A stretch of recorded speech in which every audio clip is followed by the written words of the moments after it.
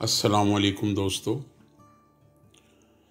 मैं आज जी शेख आपके सामने मोहम्मद बशीर शाद साहब का लिखा हुआ अफसाना स्टेटस पेश करने जा रहा हूँ।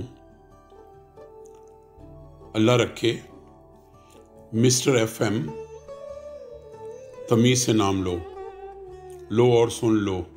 कौन सी बदतमीज़ी की है मैंने, इतने प्यार से अल्लाह रखे कहा है। और यूएफएम, कौन से एफएम की बात कर रहे हो अल्लाह रखे। फिर वही अल्लाह रखे की रट। हुकूमत बरतानिया का पासपोर्ट है, इसमें नाम AR खान साफ लिखा हुआ है। आंखें खोल के पढ़ो, अंग्रेज़ी पढ़नी आती है? अगर अंग्रेजी पढ़नी आती तो हम भी तुम्हारी तरह कोई गोरी कर लेते। आखिरी बार कह रहा हूँ, मेरा नाम AR खान है। एफएम, ये एफएम कौन है? और बुद्धू कहीं के, फतेह मोहम्मद को अंग्रेजी में एफएम कहा जाता है और मिस्टर साथ लगाने से इज्जत में इजाफा हो जाता है। आइंदा मेरा नाम मिस्टर AR खान या मिस्टर खान छोड़ो जी, कौन मुंह बिगाड़ बिगाड़ के नाम लेता फिरे। तुम हमारे अल्लाह रखे हो, बस अल्लाह रखे। दुत तेरे की, तुम्हें सूट बूट पहनाने ही पड़ेंगे, ये जिस तरह के तुमने पहन रखे हैं, कोट पतलून टाई गले में फाई। ना जी ना, जैसा देश वैसा भेस। ये गांव है, तुम देखते नहीं जिस गली से गुजरते हो कुत्ते भौंकना शुरू हो जाते हैं। यारी ख़त्म मिस्टर, हम कल सुबह गांव छोड़ देंगे और इस्लामाबाद अपने बंगले में चले जाएंगे। तुम बुलाओगे तब भी नहीं आएंगे। चलो माफ़ कर दो ए खान, ए के बाद आर भी है जाहिल। हाँ याद आ गया, वो मोची वाली आर जिससे जूते मुरम्मत किए जाते हैं। लानत है तुम पर। और याद भी की तो मरासियों की तरह। जैसे भी है, अब तुम्हारा नाम याद रहेगा। अच्छा, अगर याद हो गया तो बोलो। तुमको बुलाना होगा तो मैं कहूँगा ए, फिर वही आर और फिर खान साहब। साहब को मिस्टर कहते हैं और अंग्रेज़ी में नाम लेना हो तो मिस्टर लगा लो। अब बोलो मिस्टर, मिस्टर नहीं मिस्टर। अच्छा मिस्टर खान, और वो दरमियान वाले भूल गया यार। नाराज़ नहीं होना। नहीं, तुम कुछ नहीं भूले। आ गले लग जा मिस्टर खान, ही काफ़ी है। अब तुम्हारा सूट पक्का। मैं वो क्या नाम बांध के फांसी नहीं चढ़ना चाहता। बस शलवार कमीज़ पे कोट पहन लेंगे। अगर लारेंसपुर का बना हुआ चेकदार कश्मीरा हो तो। हाँ, लारेंसपुर के बने हुए कपड़े के हर गज पे मोहर मेड इन UK की लगी होती है मिस्टर एफएम। और वहाँ सिलाई करने वाले भी हम ही होते हैं, लेकिन नाम की कीमत है। लो एफएम, चलता हूँ, 10-15 दिनों बाद आऊँगा। कहाँ चल दिए, खाना तो खाते जाओ। तुम तो अपने बीवी बच्चे गांव लेके नहीं आए, वरना इनकी भी दावत करके देसी खानों से खातर तवाज़ा करते। बस दावत ही दावत है। मैं चला, रब राखा एफएम। 3 कमरों के आबाई मकान की दीवारों में जहाँ उसके वालिदैन की खुशबू रची बसी थी, वो अयाम माजी में खो गया।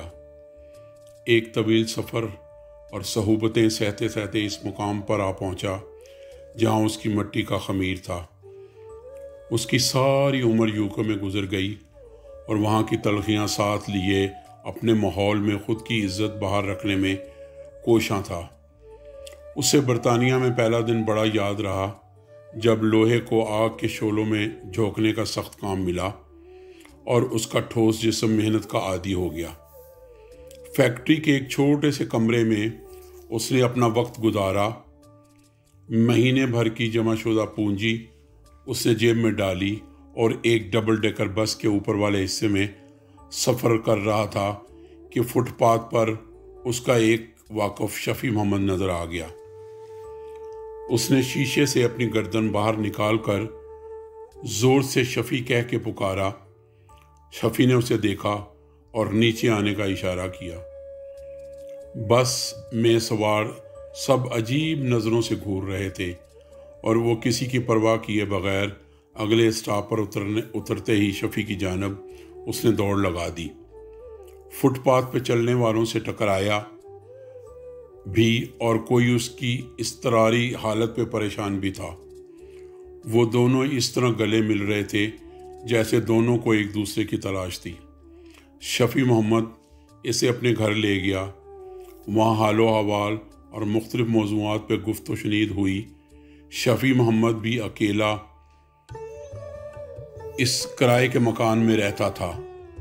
اس نے اللہ رکھے کو ساتھ رکھنے کا اظہار کیا تو اسے یوں لگا اس کی زندگی سنور گئی ہے۔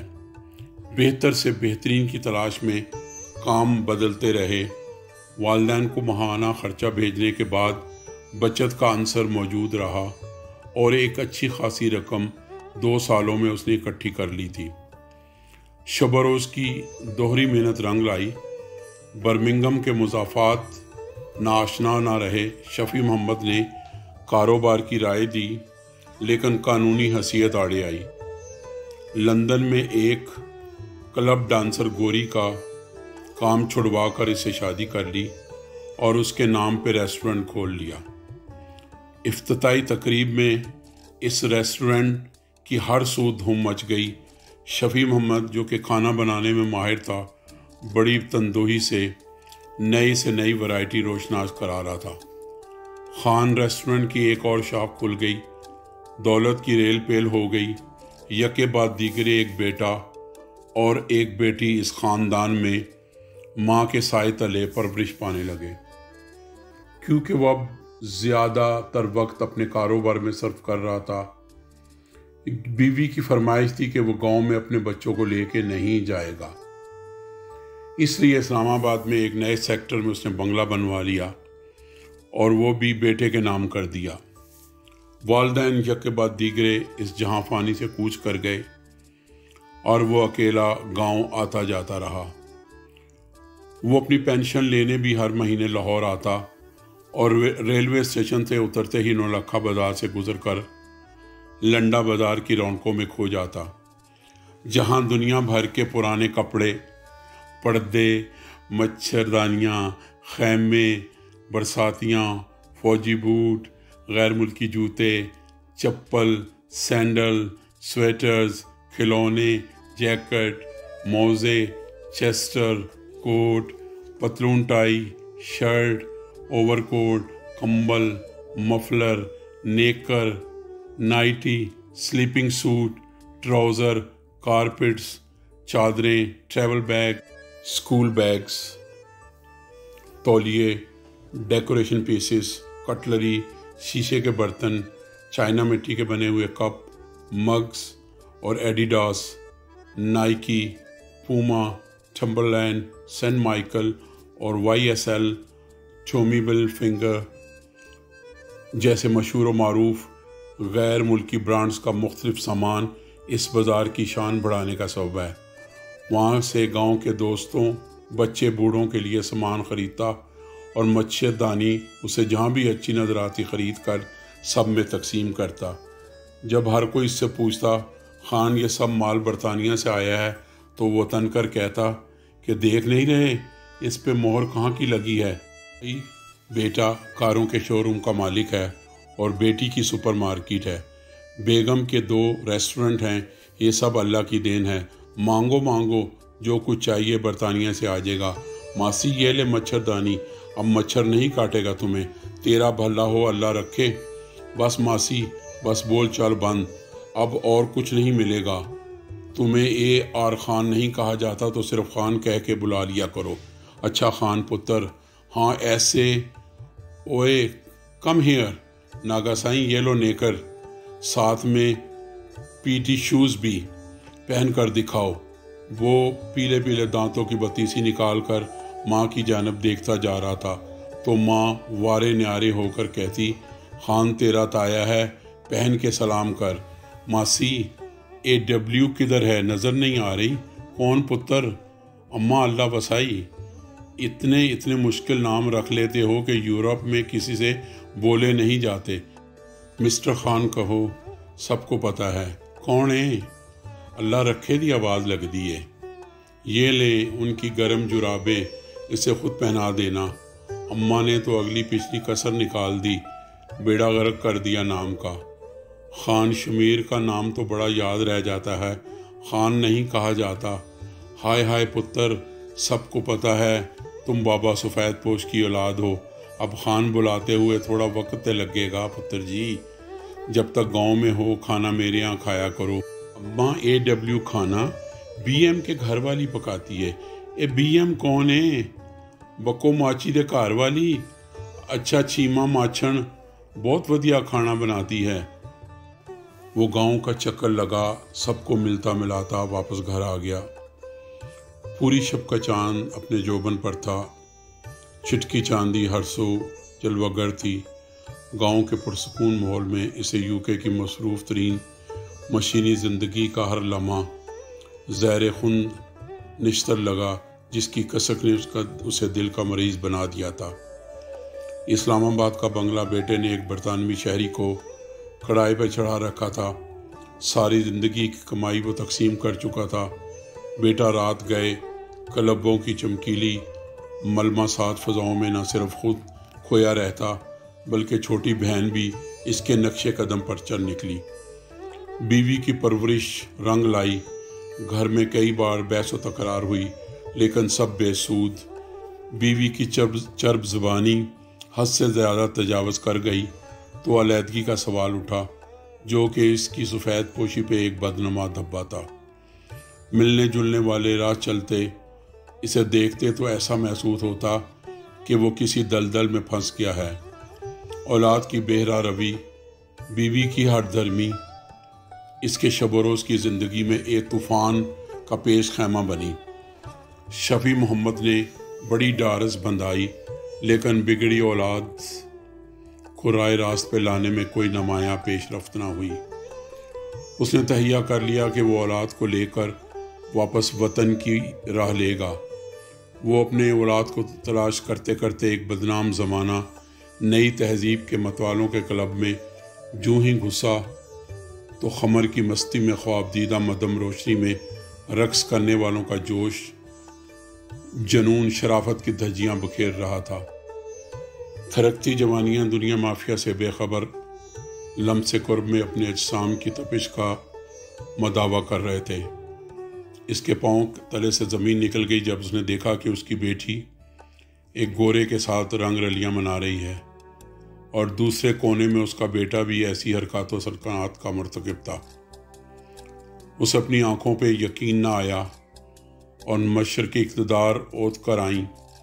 بیٹی کے منہ پر تھپڑ رسید کرنے کے لیے ہاتھ اٹھایا ہی تھا کہ بیٹی کے جوان سال ہاتھ نے باپ کا ہاتھ ہوا میں معلق کر لیا۔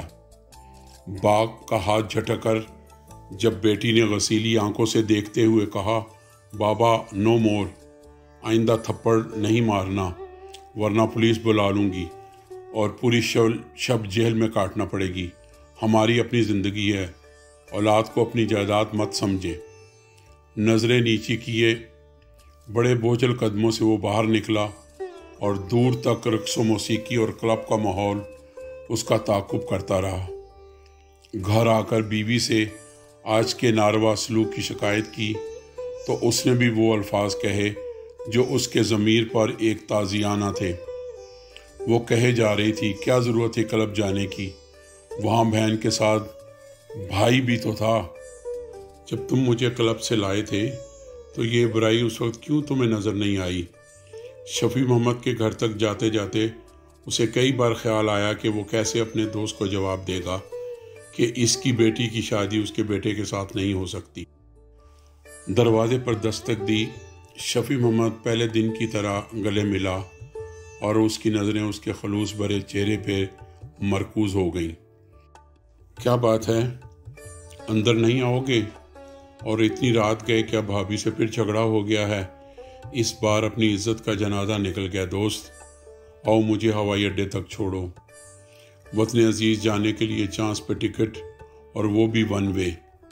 شفیع محمد کو تمام حالات سے آگاہ کرتے ہوئے ہوائی اڈے کے کاؤنٹر سے ون وے ٹکٹ کے حصول پر اس کی خوشی کی انتہا نہ رہی اور دوست کی جدائی میں ٹپکنے والے آنسو یوکے کی پتھریلی زمین پہ پھسل گئے۔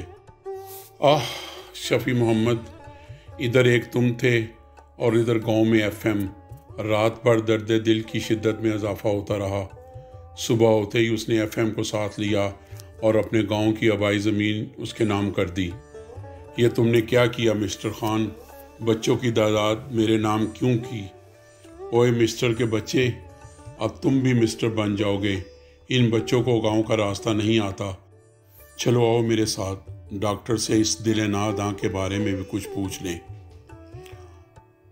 رات ساری تڑپتا رہا ہوں۔ ڈاکٹر کے چہرے پر ابھرے تاثرات کسی گہری سوچ میں ڈوبے ہوئے تھے۔ اسے فوراً ایمرجنسی تشخیص میں لے جایا گیا، جہاں اسے آپریشن تھیٹر میں لے جانے سے پہلے اس کے وارثین کے دستخط لینے کی بات چلی تو وہ ہنس کے کہہ رہا کہ وارث تو اس کے ساتھ ہی آیا ہے، کر دو دستخط ایف ایم اس فارم پر۔ وہ تو ٹھیک ہے، بیوی بچوں کا فون تو دو، میں ان کو بھی اطلاع دے دوں۔ اچھا یہ بات ہے تو یہ لو ان کا فون نمبر، اپنی بھتیجی یا بھتیجے سے بات کر لینا، گوری کو تیری بات سمجھ نہیں آئے گی۔ فتح محمد فون کے دفتر سے یوکے بات کر رہا تھا اور اے آر خان کی بیماری کی اطلاع جو ہی بیٹے کو دی تو اس کے جواب سے پشیماں ایف ایم کے ہاتھ کی گرفت فون پر سے کم ہو گئی۔ اگر اے آر خان ڈیڈ ہو گئے ہیں تو گاؤں کے قبرستان میں دفنا دیں، جو خرچہ ہوگا آپ اپنا بینک اکاؤنٹ دے دیں، ہم بھجوا دیں گے۔ اس کو اپنی سماعت پہ یقین نہ آیا اور واپس ہسپتال آیا۔ ڈاکٹر بڑی مایوسی سے سوری کہہ رہے تھے۔ دور کہیں ایک صدا گونجی کہ اس گاؤں میں جس کسی کو کوئی بھی چیز چاہیے بتائے برطانیہ اس کی اولاد بھیج دے گی، اور اسے سفید پوش خاندان کے اکلوتے بیٹے اللہ رکھے کی بات رہ کے یاد آنے لگی کہ ہم سفید پوش ہیں، اپنا سٹیٹس برقرار تو رکھنا پڑتا ہے نا۔ میں انہی الفاظ کے ساتھ اس افسانے کو ختم کرنے کی اجازت چاہوں گا۔ دوستو، اس امید کے ساتھ کہ آپ اپنی رائے سے مجھے ضرور مطلع کریں گے۔ زی شیخ۔